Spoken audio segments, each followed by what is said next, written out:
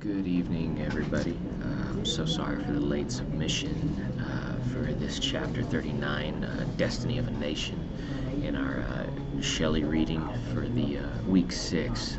I'll be submitting this late. I've been recovering from a leg surgery. I had an accident at work, so I really do apologize for the late submission. I've been working as best as I can in the circumstances, so pray that you'll just bear with me. But I really, truly enjoyed the reading this week. Just basically following the birth of our nation, the youthful growths of our nation in the early 1800s to the early 1900s, following these movements of the origins of our revivals that we know, our tent revivals, the camp revivals, as well as the expansion of our country in just such critical times.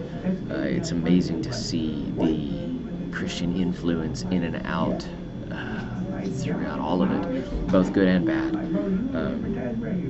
One thing that I really wanted to focus on was specifically the growth of these revivals. They called it the Age of the Righteous Empire.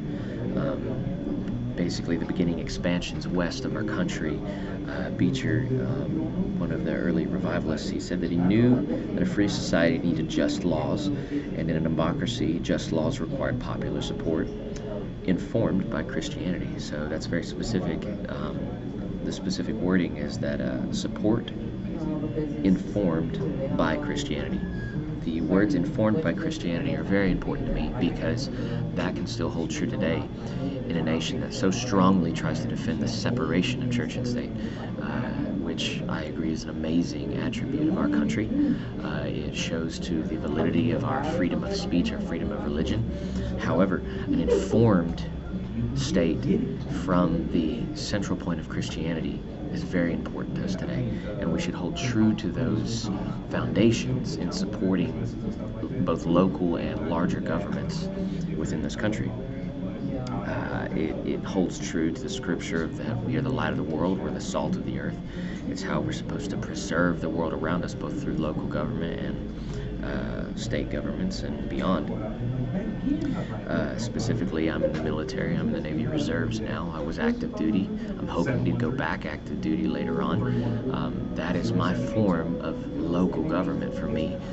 Within my family, your family is a local government, believe it or not, because one day your children will impact generations, and you don't know how big of an impact they may cause, good or bad.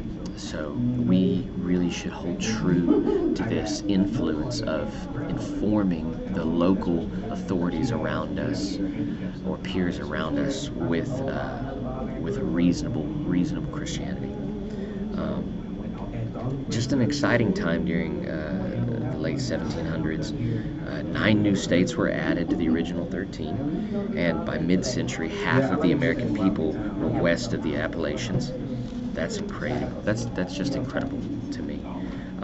It was an exciting time, but because of this rapid expansion into the wilderness, it caused really severe repercussions in the humanity of individuals as they traveled. They became more barbaric. There was an English visitor that quoted how they would just barbarically kill each other, gouging out eyes, biting and kicking like animals.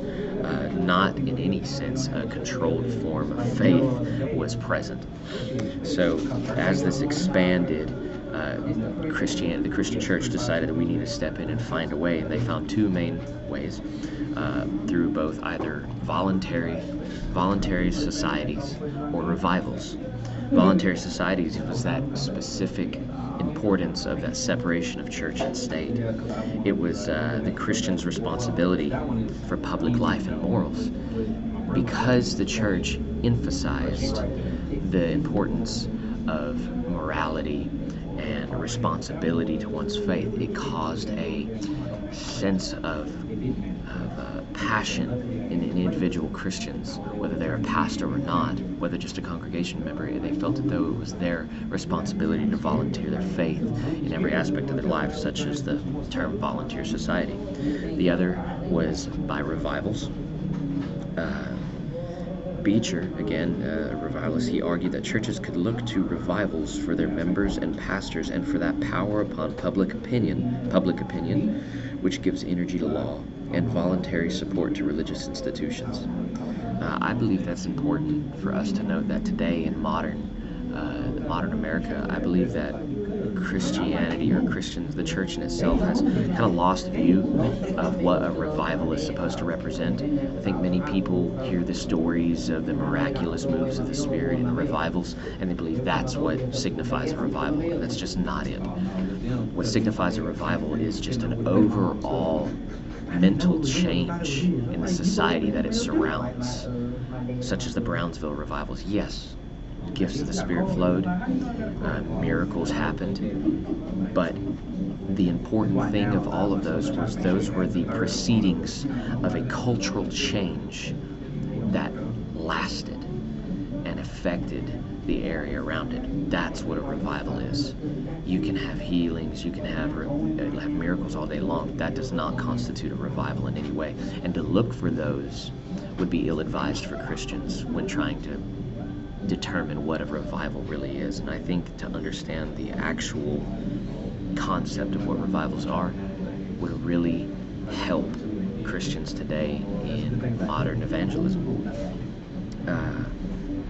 Another main key topic that I really just wanted to touch on here, there's so much more history that I wanted to get into, but this was just so lengthy, and I really wanted to look into this, was Reverend James McCready. Just an incredible preacher, an incredible man of God. Because of the traveling through the wilderness, a lot of the preaching today has this bravado. It has this, not bravado, but how Shelley wrote it. The men naturally acquire a pensive and romantic turn of thought and expression. It's first aimed to excite the feelings of individuals. So a lot of evangelistic churches today, a lot of the Protestant churches today really try to excite the feeling of people. That's why I believe that we see such a strong emphasis on worship and the atmosphere of worship. We try to incite a strong feeling in the atmosphere to precede doctrine being taught. I believe that we've taken too much of a turn into that experiential atmosphere.